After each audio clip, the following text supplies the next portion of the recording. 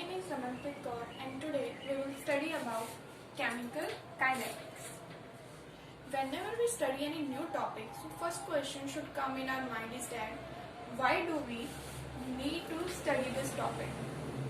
Let us find out the answer. आपने अपने around बहुत सारे केमिकल रिएक्शंस होते हुए देखे होंगे. जब आप लैब में काम करते हो, आपने एसिड बेस टाइट्रेशन देखी होगी. एक एसिड और एक बेस आपस में रिएक्ट करते हैं और आपको एक न्यूट्रलाइज प्रोडक्ट देते हैं. जब भी कोई दो चीजें, दो कंपाउंड्स आपस में, दो या दो से ज्यादा कंपाउंड्स आपस में रिएक्ट करके कुछ आपको एक रिजल्ट देते हैं, कुछ अलग प्रोडक्ट देते हैं, तो आप क्या कहते हो कि वो रिएक्शन फिजिबल है. बट हर कोई रिएक्शन फिजिबल नहीं होती है. कोई रिएक्शन फिजिबल है या नहीं है वो हमें कौन बताता है? Thermodynamics. This is a branch of chemistry which tells us about whether the particular reaction is feasible or not. But chemical kinetics हमें ये बताती है कि वो फिजिबल रिएक्शन किस स्पीड से आगे बढ़ रही है. वो स्लो है या फास्ट है. उसकी हम स्पीड को कैसे इंक्रीज कर सकते हैं या कैसे डिक्रीज करते हैं. So that branch of science which gives us the information about the rate of reaction is known as the chemical kinetics. Now there is a term rate of reaction. Rate of reaction means speed of reaction. Speed of reaction. Rate of reaction is given by change in concentration of any of the species reactant or product divided by change in time. This rate of reaction can be of two types. One is average rate of reaction. Second is instantaneous rate of reaction.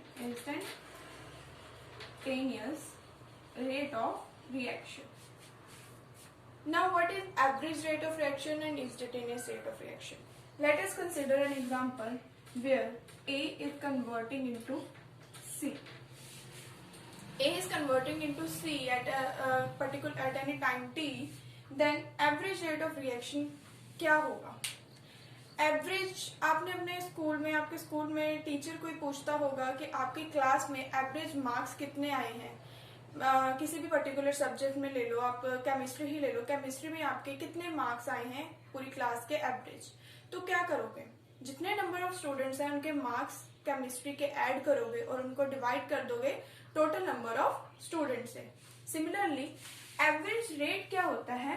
हमारे पास जो भी chemical species है, जैसे ए है हमारे पास, reactant है, तो वो किसी पर्टिकुलर टाइम इंटरवल में, लाइक 10 से 15 मिनट में या कितने भी कुछ एक टाइम इंटरवल में कितना उसमें चेंज आ रहा है, उसकी कंसेंट्रेशन में चेंज आ रहा है, उसको हम बोलेंगे average rate of reaction. It is represented by delta sign. इसको हम डेल्टा साइन से रिप्रेजेंट करते हैं. और if we have to find the average rate of reactant, then we can write it as delta A by delta T. Similarly, average rate of product is given by delta C by delta T. Now what is instantaneous rate of reaction? अगर आपको कहा जाए कि 10 minute के बाद आपके पास कितना reactant बचा होगा उस रिएक्शन में, या 10 मिनट के बाद आपके पास कितना प्रोडक्ट बना होगा, तो हम बात करें एक पर्टिकुलर टाइम की. तो जब हम एक किसी इंस्टेंट की, किसी टाइम की बात कर रहे हैं, तो तब हम उससे बोलते हैं instantaneous rate of reaction. Average rate of reaction हमें एक टाइम इंटरवल के बारे में बताता है, एक रेंज के T2 से T1 के बारे में. इंस्टेंटेनियस हमें एक पर्टिकुलर टाइम के बारे में बताता है कि एक पर्टिकुलर टाइम पे कितना हमारे पास रिएक्टेंट या प्रोडक्ट होगा. तो इसको हम रिप्रेजेंट करते हैं स्मॉल d से. And for reactant we can write it as dA by dt and for product it can be written as dC by dt. Now what is delta A and delta C? हमने देखा कि हमारे पास rate क्या होता है? Change in concentration. तो हमारे पास अगर सपोज किया जाए कि एट टाइम t1 कंसेंट्रेशन कितनी थी हमारे पास रिएक्टेंट की A1 और एट टाइम t2 रिएक्टेंट की कंसेंट्रेशन कितनी होगी A2, देन डेल्टा A किसके बराबर होगा, डेल्टा A किसके बराबर होगा A2 माइनस A1 के, final minus initial divided by T2 minus T1। अब अगर हम इसको ग्राफिकली प्लॉट करना चाहें तो हम कैसे करेंगे, ग्राफिकली प्लॉट करेंगे, हमारे पास हम x एक्सिस पे ले लेंगे time and on y axis we can take concentration of reactant. Similarly for product we can take the concentration of product on y axis and time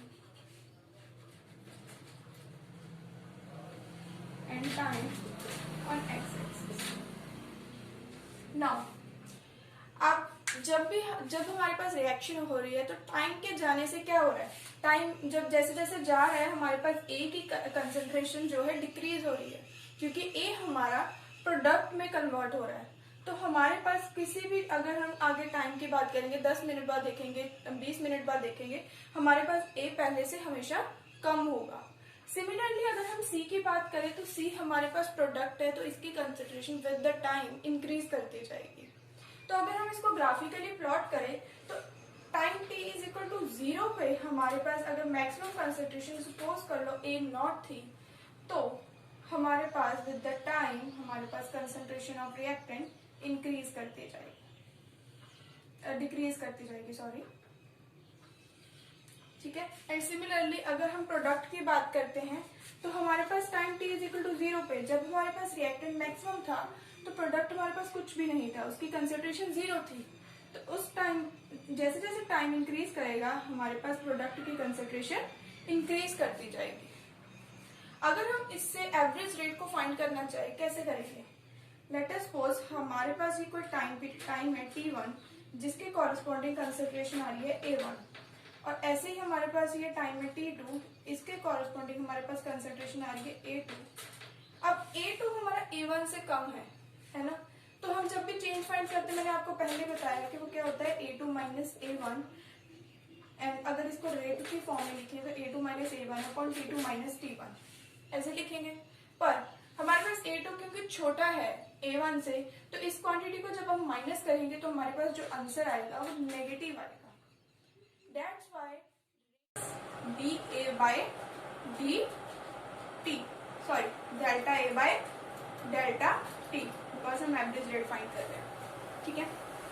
वैसे ही अगर आप कंसंट्रेशन ऑफ प्रोडक्ट की बात करो, rate of change of concentration of product की बात करो, तो अगर आप टाइम t1 के कॉरेस्पॉन्डिंग देखो तो हमारे पास क्या आ रही है कंसंट्रेशन C1। टाइम t2 के कॉरेस्पॉन्डिंगली देखोगे हमारे पास कंसंट्रेशन कितनी है C2। C2 C1 से बड़ा है, तो जब आप फाइनल माइनस इनिशियल करोगे तो आपके पास आंसर क्या आएगा, positive. That means rate of the change in concentration of product is given by delta C by delta D and both these rates are equal। अब हम इसको क्या कहेंगे, इसको हम कह सकते हैं rate of disappearance of A। rate of disappearance of A is equals to rate of appearance of C। ये होता है हमारे पास rate of reaction। हमने अभी तक एक जनरल से एग्जांपल लेके रेट निकाला, अब हम लेते हैं एक एग्जांपल, कॉमन से एग्जांपल लेते थे हैबर्स प्रोसेस की। आपने अमोनिया की फॉर्मेशन करी होगी, कैसे करते हैं, नाइट्रोजन हाइड्रोजन के साथ रिएक्ट करता है और हमें क्या देता है, ammonia. This is a reversible reaction, so it is represented as by this arrows, it gives us NH3। इसको बैलेंस करेंगे हम ऐसे, तो इससे हमें क्या पता चल रहा है, 1 mole of nitrogen reacts with 3 moles of hydrogen and gives us the 2 moles of ammonia। तो हम इसके रेट को कैसे रिप्रेजेंट करते हैं, delta N2 by delta T। And similarly इस माइनस इसके रेट को हम कैसे रिप्रेजेंट करते हैं, delta H2 by delta T। इसके आगे भी हम माइनस लगाएंगे क्योंकि हमारे पास इन दोनों की कंसंट्रेशन टाइम के साथ डिक्रीज हो रही है। पर एक नाइट्रोजन 3 हाइड्रोजन के साथ मिल रहा है, इसका मतलब क्या है कि हाइड्रोजन का रेट नाइट्रोजन से 3 गुना ज्यादा होगा। तो इसको हम कैसे लिख सकते हैं, हाइड्रोजन का 3 गुना ज्यादा होगा तो 3 अगर यहाँ पे लिखेंगे तो यहाँ पे क्या हो जाएगा 1/3, यही ऐसे लिखेंगे। अब नेक्स्ट हमारे पास क्या है, प्रोडक्ट अमोनिया, डेल्टा NH3/डेल्टा T। अब बिकॉज अगर हम एक नाइट्रोजन के विद रिस्पेक्ट टू सारी रेट लिख रहे हैं तो इसके विद रिस्पेक्ट टू देखा जाए तो 2 गुना हमारे पास अमोनिया है, तो अमोनिया का rate 2 times that of nitrogen होगा। तो इसका मतलब इसको ऐसे लिखेंगे 1/2 rate of production of nitrogen ammonia, sorry. अब हमारे पास रेट ऑफ रिएक्शन के यूनिट्स क्या होते हैं, रेट ऑफ रिएक्शन के यूनिट्स क्या होते हैं, क्या होता है ये, कंसंट्रेशन अपॉन टाइम। कंसंट्रेशन को कैसे लिखते हैं, मोल्स पर लीटर में, जनरली हम मोल्स पर लीटर में लिखते हैं, मोल्स पर डेसीमीटर क्यूब ऐसे भी लिख देते हैं, पर जनरल हम मोल्स पर लीटर लिखते हैं, मोल्स पर लीटर।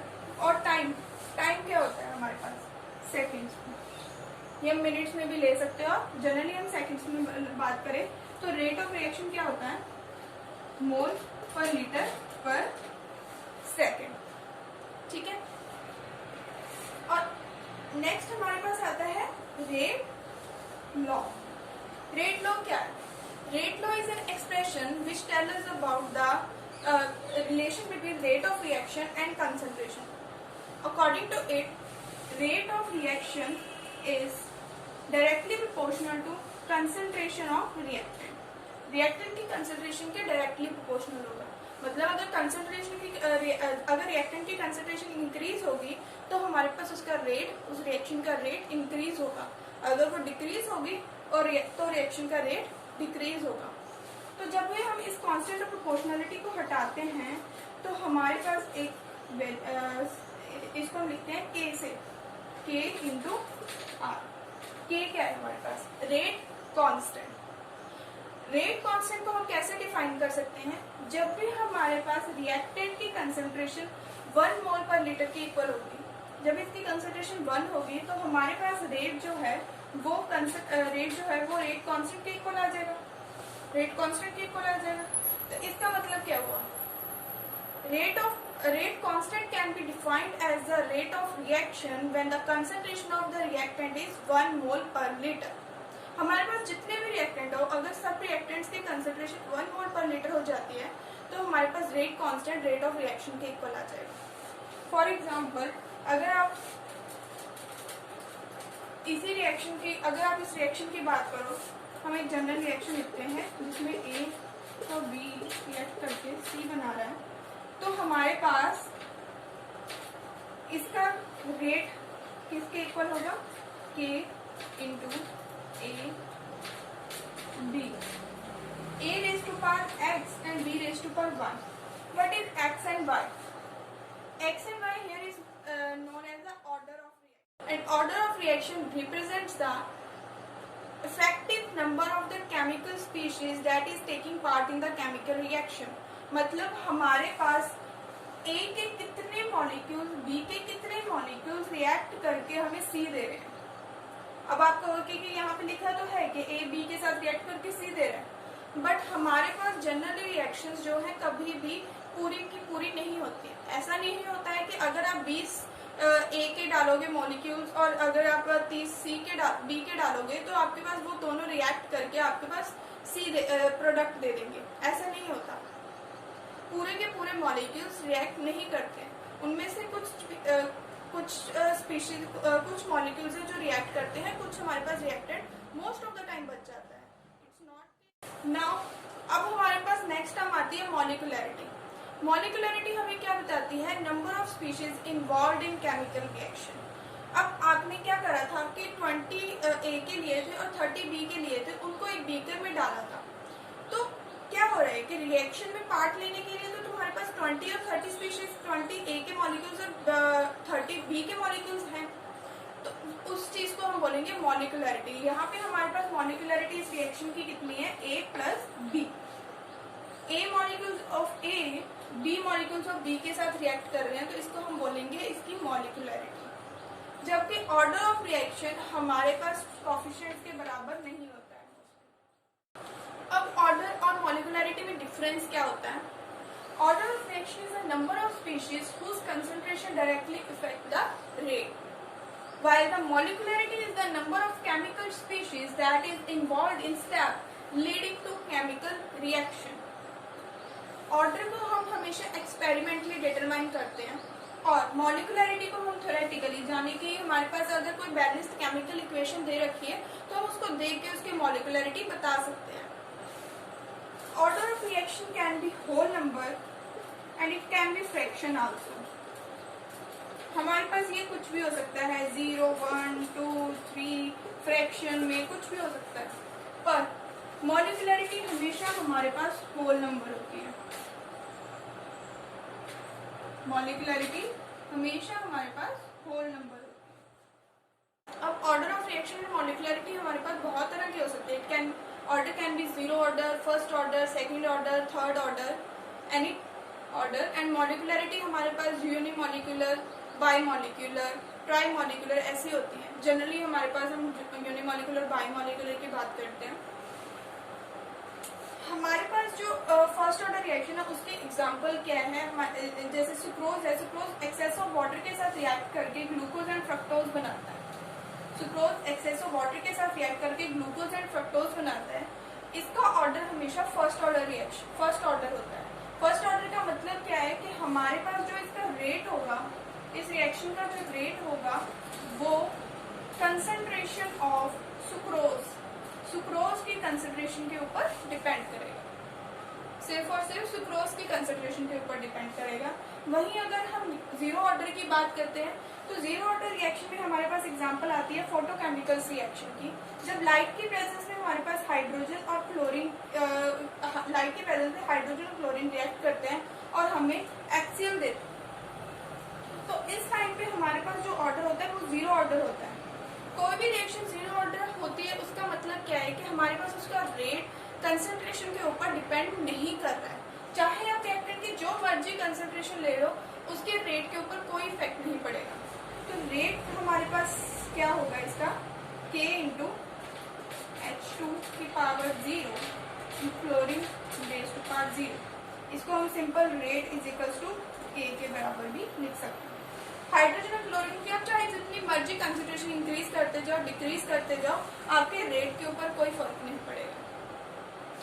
अगर हम मॉलिक्यूलरिटी की बात करते हैं तो मॉलिक्यूलरिटी हमारे पास यूनिमॉलिक्यूलर होती है, बाईमॉलिक्यूलर होती है।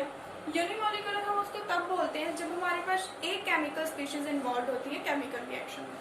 फॉर एग्जाम्पल N2O5 गैसियस हमारे पास को क्या बना रहा है? N2O4 and oxygen. तो इसकी मॉलिक्यूलरिटी हमारे पास क्या है? 1। वहीं अगर हम बायोमॉलिक्यूलर रिएक्शन की बात करें, जब हमारे पास दो केमिकल स्पीशीज, दो मॉलिक्यूल आपस में रिएक्ट करके प्रोडक्ट बनाते हैं या रिएक्शन में इन्वॉल्व होते हैं, तो उसको हम बोलते हैं बायोमॉलिक्यूलर रिएक्शन। बायोमॉलिक्यूलर रिएक्शन, अब इसकी एग्जांपल है जैसे हमारे पास 2 HI रिएक्ट कर रहे हैं, हाइड्रोजन और आयोडीन दे रहे हैं, तो इसकी